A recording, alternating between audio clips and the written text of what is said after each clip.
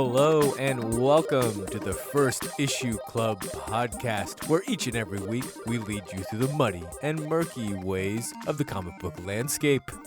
We read first issues only, and we're your comic book reading club. And in the club today we have me, Budget King. Me, Mike D. Me, Greg. And this week we're covering Rogue Sun on Image. So we're here, we're in the club, and we got some comic book news. We got some real good comic book news this week. But before that, this comic book podcast is brought to you by Boulevard Beer. Space Camper, IPA, yum yum, give me some. Shoot me into another dimension full of flavor and fun. Nerdiest beer in the galaxy. We just created 2 taglines for them that they were missing. Right. Well, that was part of our deal. They said a new tagline every episode, fellas. Get it going. We have a charity event this Nope, it's passed. It And just we may happened. have won Oh yeah. Thank you or lost. to everyone who came. Yeah, there we go. Sorry. No promo on the charity It was a event. great time. I'm sorry for what I said. This joke is so we did this during the Super Bowl competitive. too. Yeah. It's like this is the joke we revisit like every 4 weeks about the time time warp that we're in. We started off saying that we didn't have a lot of news, and then Greg rattled off 6 news items. So now we're actually going to do the large bit of news that we do have. Right, just a few things going on in the comic book world. It was announced, to kind of a shock to everyone, that taking over for Josh Williamson on the Batman mainline book, Chip Zdarsky, who has been writing Daredevil for Marvel for a few years and bopping in and out of some DC books, nothing really permanent. This comes to me as a real shock. I think they wanted a name with some weight and heft to it. Yeah, and the shock isn't because, Chip Zdarsky isn't the right writer for Batman. It's just that he has had a real permanent job with Daredevil that's just like, do you have enough time, my guy, to write Batman, the maybe most important book on DC at least? And then Marvel's closest thing to Batman. Yeah, and then Marvel's Batman, Daredevil. Well, wait, is he gonna have to? He's gonna have to drop off Daredevil now, right? No, he's staying on. Yeah, he's going to be he's gonna permanent write for it. both of them. He's writing 2 of the Wow. biggest books on 2 He's different getting a publishers. payday. Yeah. He's got to. And he's doing his Substack. I mean, the guy's all He's over. getting so paid. He's gonna buy 2 G-Wagons. He needs a G-Wagon for his G-Wagon. Oh yeah, hauling around that G-Wagon in my G-Wagon. Yeah. What do you think Chip Zdarsky drives? A Tesla? I think he's driven around. No, he's not that famous. No. Oh, he's definitely got I a think chauffeur. I think he's just that great. Yeah. He's got a chauffeur. Mm-hmm. Yeah. What planet do you guys live on? No way. Planet of Chip Zdarsky's rich as hell. He drives I bet his himself. chauffeur is real pretty, too. Yeah. Okay, Chip Zdarsky. Apparently, you have a chauffeur because He only hires drivers that look like him. his chauffeur he gets to ride in the sidecar of like one of those motorcycles. Yeah. We didn't mention that the chauffeur is a kangaroo. The prettiest damn kangaroo you ever seen. Just long, beautiful blonde hair. So I didn't know that Joshua Williamson's tenure on Batman was always intended to be limited. I didn't either. And I So- think a lot of people didn't. Right. Apparently the situation was He was just like a pinch hitter essentially. yeah, apparently they came to him and they were like, "Hey, do you want to do a mini story where you take Batman out of Gotham for a while?" And he was like, "Sure, I'll come up with something." And I think it was just they felt like after Joker War that they just needed a little bit of a reset before they brought on Okay. someone who's known for doing really heavy dark stuff Yeah. on Marvel to come over and do really heavy dark stuff immediately after Joker War. So we got a little bit of a breather and a break. And me as a Batman reader, I think I needed it. Well, and let's not forget, James Tynion left early. Right, yeah. He ended his contract before he was scheduled to leave, so they scrambled just to find someone to fill some spots before they could hire a new permanent writer.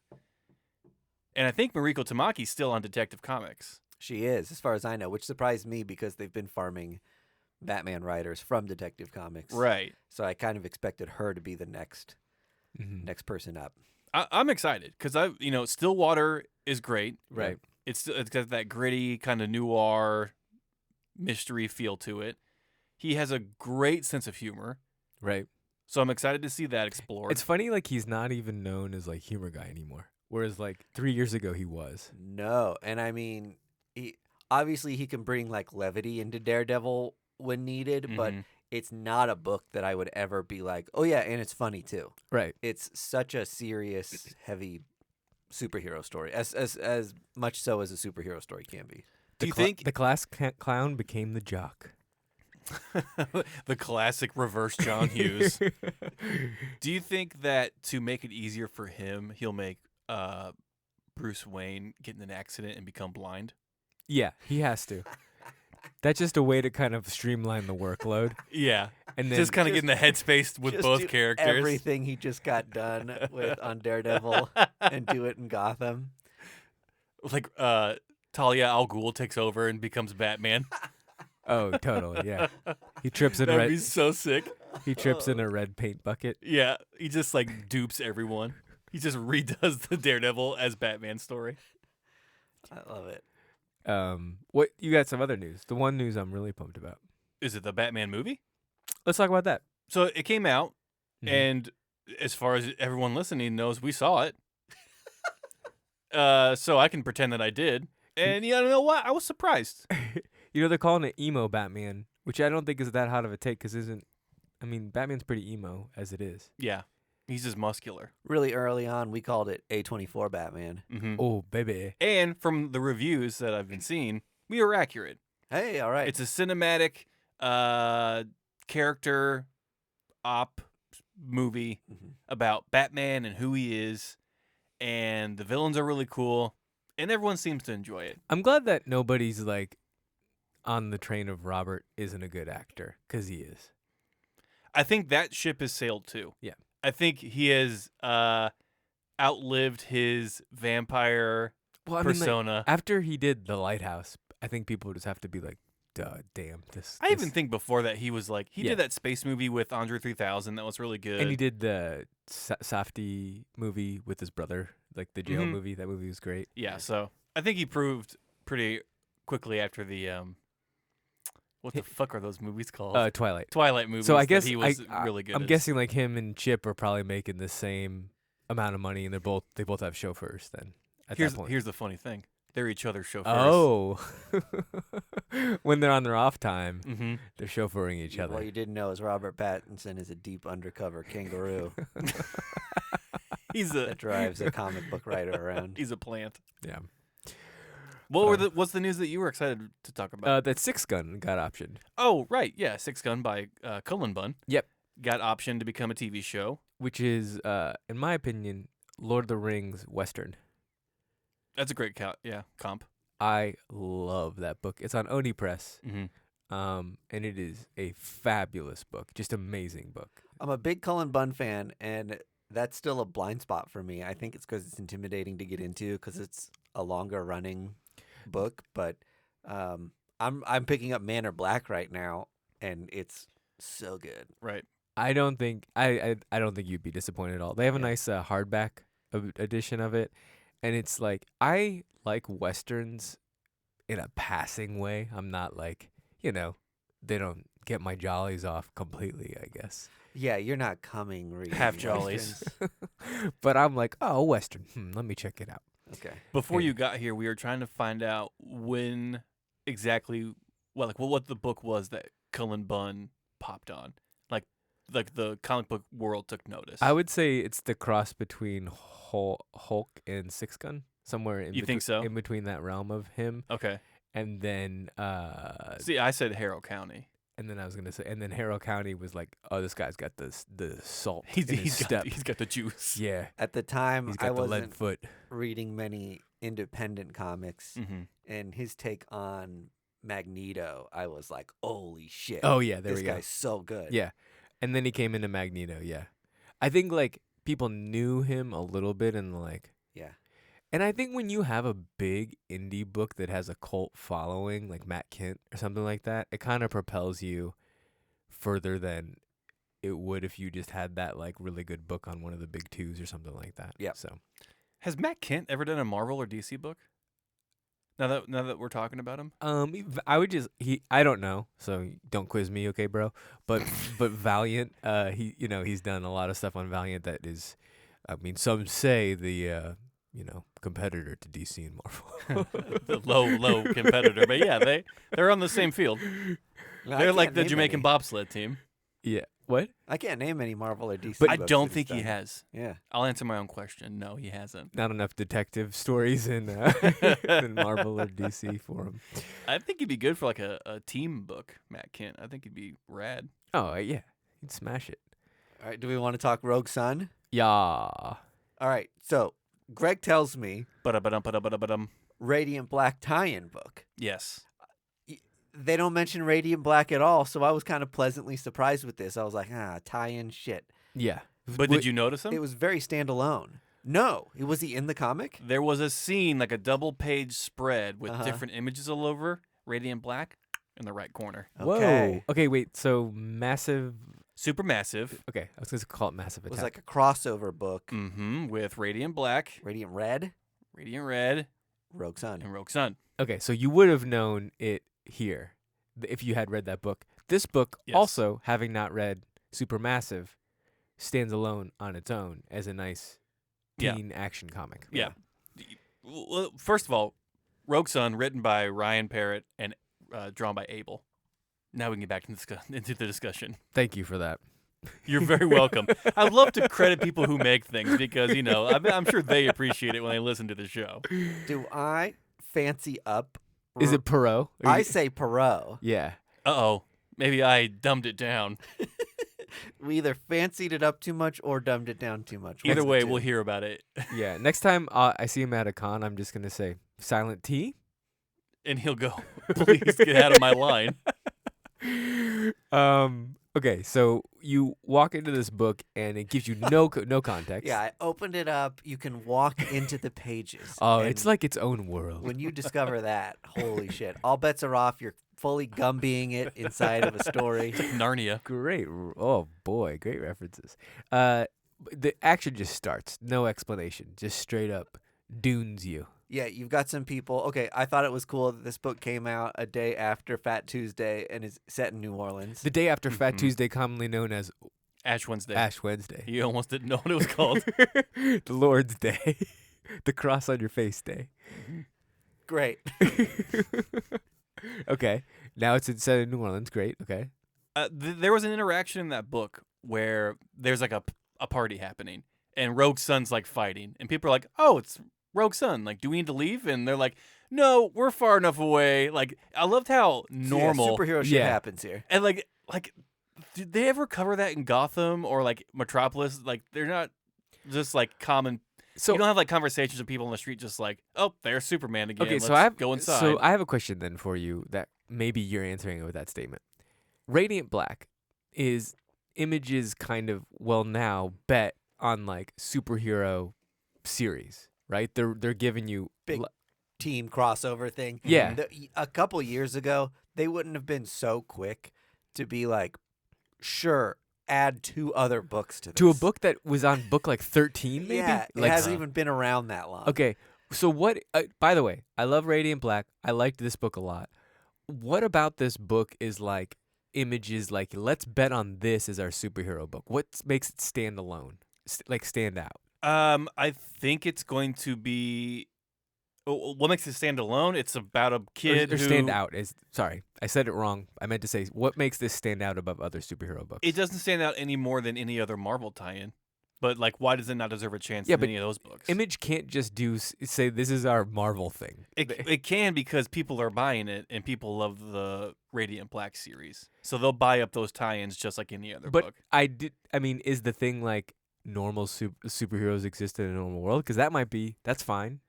Well, Yeah. I think the Radiant Black is like the suit chose that person, right? This is like it's like a passing down of the torch of.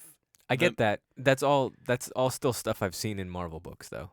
So do you think Image should just do brand new shit all the time? They got to go, Mike. I think they're I think they're kind of invested in this because it has a tinge of normalcy to it, whereas a lot of independent superhero things have too much of Okay. have a twist, Okay, there you go. right? Right. Yeah. And this was kind of like, okay, this guy wrote Power Rangers for the longest time. Sure. And it's the thing that people love about Power Rangers. And it's also a little bit of like Invincible, which was like the last thing that did really well on Image, and so they were like, okay, this has the basic makings of superhero shit that people will actually be into. Not too much of like a weird curve and But it making like it.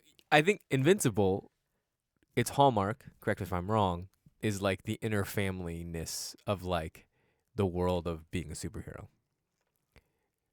Okay. That like family exists a little bit. Mm-hmm. It's so I feel like it works as an independent comic because it's like exploring something And it's hyper violent. that too as well. Right.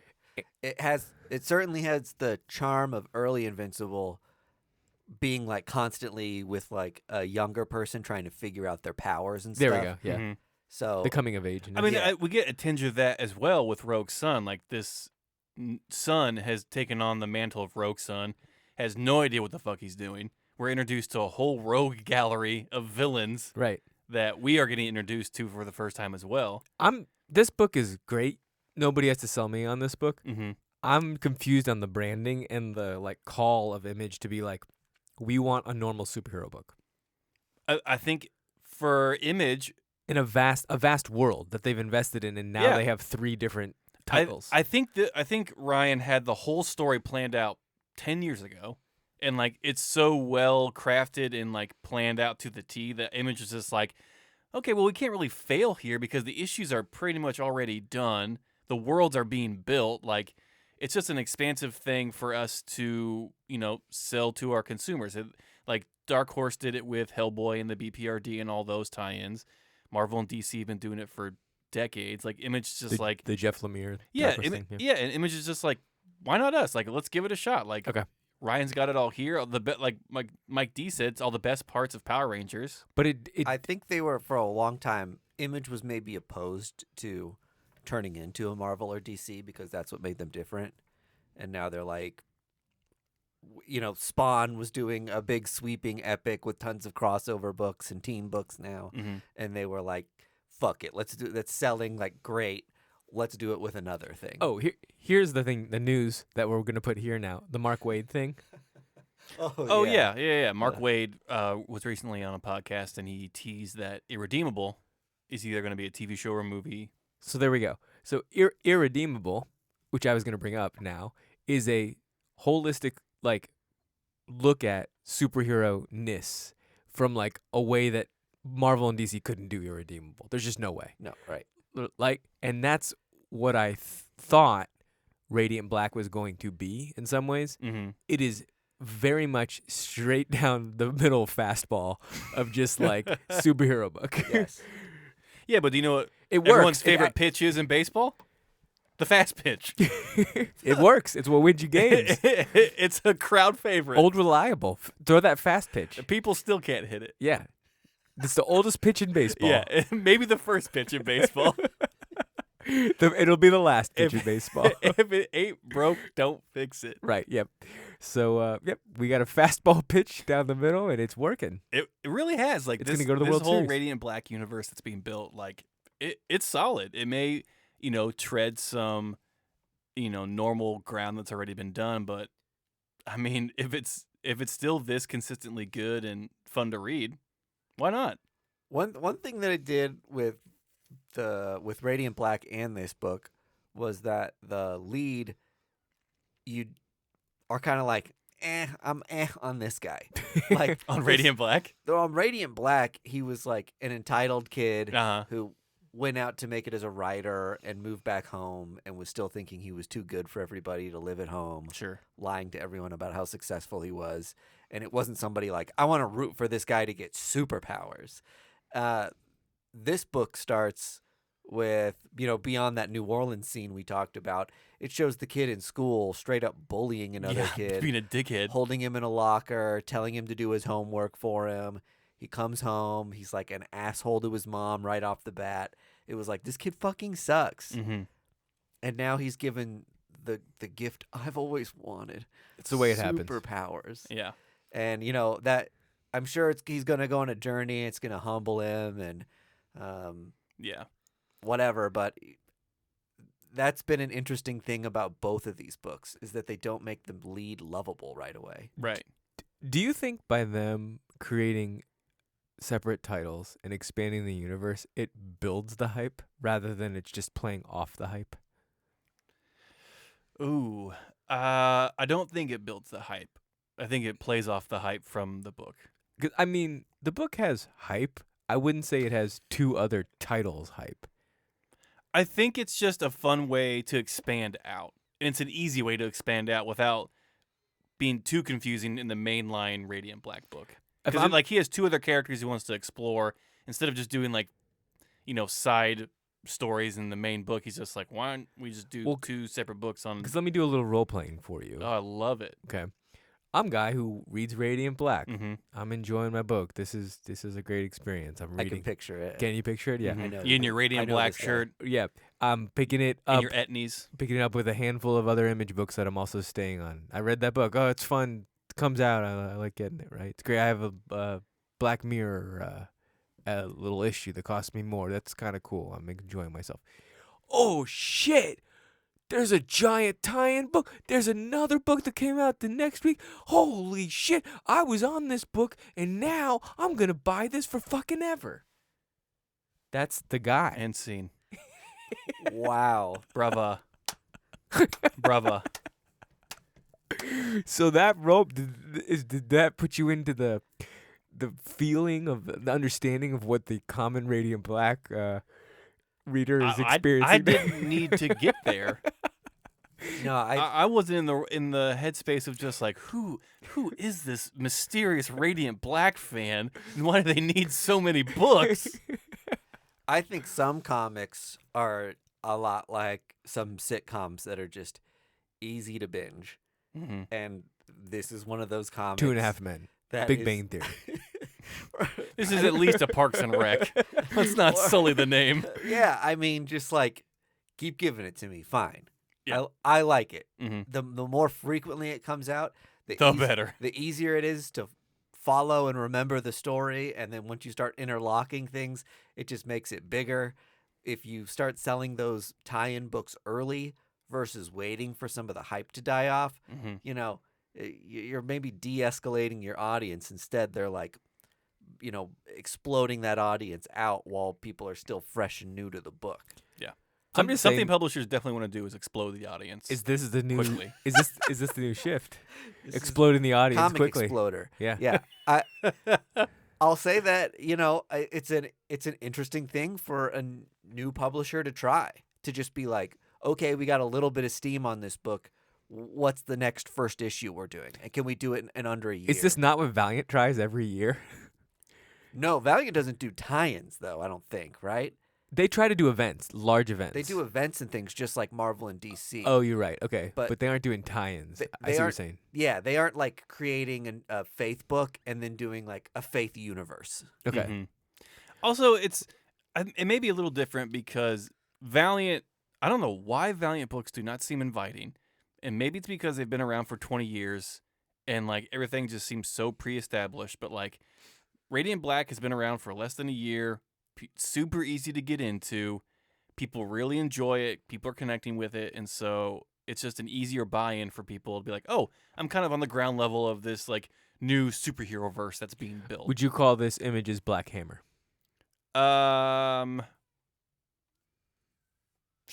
Sure. Yeah. I mean, it has the roots to be that for sure. Yeah. I mean, it has the world building and all that kind of stuff. Okay, cool. I'm rooting for it. Old Parrott or Perot, whichever you prefer. I'm surprised to hear you're rooting for this. Yeah, I'm You flabbergasted sounded here. pretty down on It's it. almost like that was a petty remark. Well, I wanted to understand. Bless the- its heart. the- It's trying the- its best. wanted to understand the thought process of this and. Yeah, you was- just think it's insane that a book this new has 2 tie-ins already. a book this new that has 2 tie-ins, yes, Yep. and also is like. I think Just you're me- also thinking mediocre, middle of the road. So, here's you. I don't know if you guys are listening to the words I'm saying. This book. Oh, here we fucking go. So this book is good. Yes. I would say very good, right? It's good in the way that I enjoy Daredevil or I enjoy a Thor comic. Like, 2 comics I fucking love. But isn't that great for Image? Like, I think we're all in the headspace of like Image. We think Image books are supposed to be groundbreaking. they need to do us dirty. and yeah. exploring the minute details of Yeah, like what the- it means to be a human and a You know, superhuman. post-Watchmen comics, if you will. And sometimes people don't want that. Sometimes people just want potato chips. I'm glad we got here. I And this is am a changed person now. Also, I is- think if you would have, since Chip Zdarsky's writing the way he writes, I think if you would have subbed in his last Daredevil run with like make 'em up vigilante, you'd have a very independent feeling comic. You know what I mean? Mhm. Do you think? often. Do you think that this is because one of the things that it does? Let's be honest, is it's like very Gen Z. It tries to do like young people things, right? This book or Image Comics? No, Rogue Sun and Radiant Black and Oh. like things like that, right? Okay. Well, there's certain young nostalgia about it with like the whole kind of Power Ranger-y feel. Yes, Mhm. which I also love that it has the Power Ranger feel of like they're wearing suits. Yeah. Yeah. So I it dig does. that. So Yeah. it has that element to it, and they're in high school as well. So good ode to Power Rangers. Yeah. And it's like primary colors themed. That's a great. I hadn't thought about that. Yeah. We just have no kaiju. There's Which a yellow Oh, one, a blue yeah. one. Please, more kaiju. If you can do that, add more of that. what was the character that like yelled a lot? The Queen. It was like Rita Repulse. Wow, Greg, your knowledge of just general '90s Ask me to spell something. blows my That's mind. why I don't do Wordle. You think that this character gets a STEM player for Donda 2? You're Rogue obsessed Sun. with the STEM player. Rogue for Sun does Donda not. 2. The Radiant Black character absolutely does. How much are they charging for this? I think it's like STEM player? $200. Oh, that's not bad actually. What else can it play? Other things? If it's on the STEM player, maybe if you've like uploaded it and you can made a track that can separate the drums in case that's how you want to hear your track. What? So there's like, I think that's the thing. Yeah. Do you know what the whole STEM player is? No, is it like a You're Zune? trying to riff on it without knowing what the thing was. Welcome to the show. We've been doing it for 3 years now. Yeah, I love the deep cut of when Greg used to not read the comics and also Just come hang out and drink beer.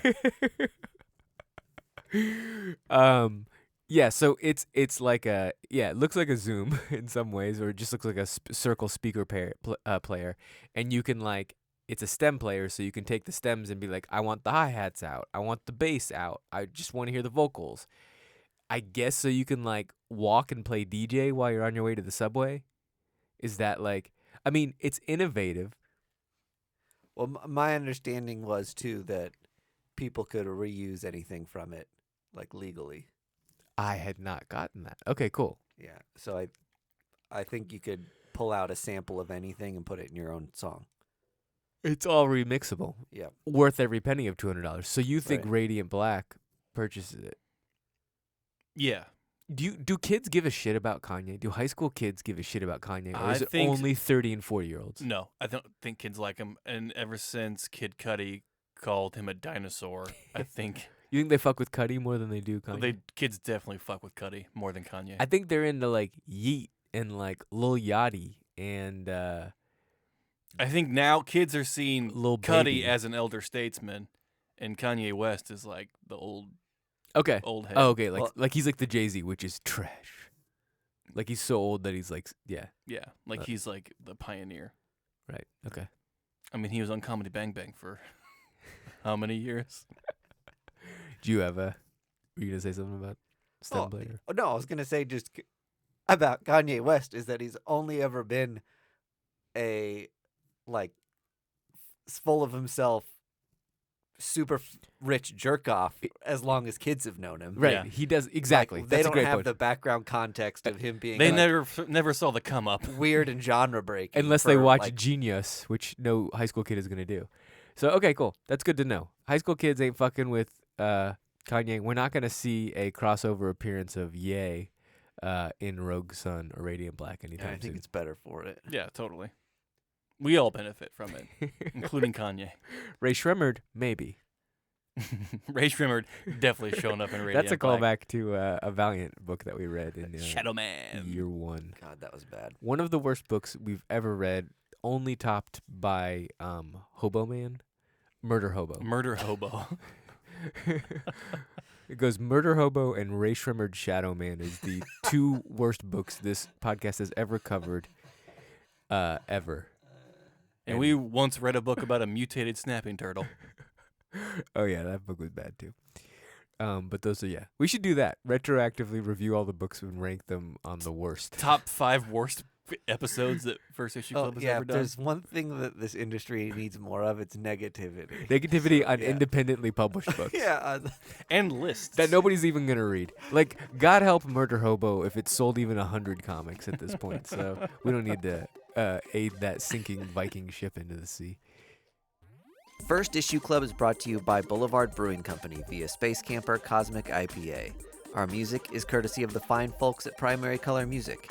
You can find, friend, and follow us on social media at First Issue Club or firstissueclub.com. You can support First Issue Club by joining us on our Patreon for additional content at patreon.com/firstissueclub.